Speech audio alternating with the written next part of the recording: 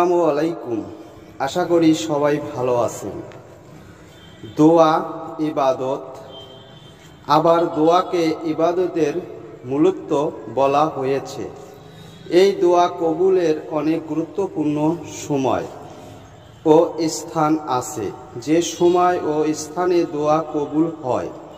মানুষের দোয়া কবুল হওয়ার জন্য এমন কিছু নেক আছে যেগুলো দোয়া কবুলের জন্য ওসিলা। কি সেই সব নেক আমল?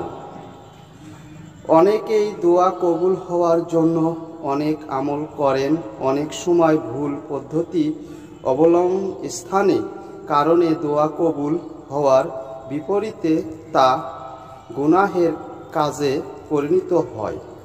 তাই দোয়া কবুলের জন্য কিছু নেক আমলকে ওসিলা হিসাবে গ্রহণ করা যায়।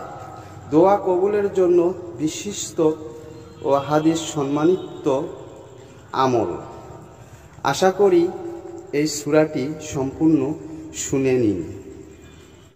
আউযু বিল্লাহি মিনাশ শাইতানির রাজীম।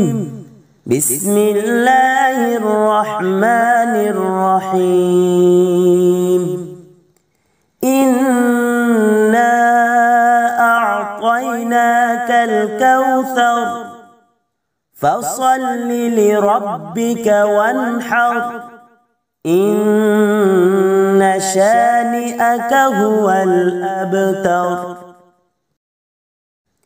ইন্না আ'তাইনাকাল কাউসার ইন্না আ'তাইনাকাল কাউসার ফাসাল্লি লিরাব্বিকা ওয়ানহার ফাসাল্লি লিরাব্বিকা ওয়ানহার ইন্না শানিআকা হুয়াল আবতার।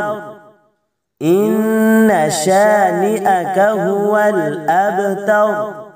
সাদাকাল্লাহুল আযীম।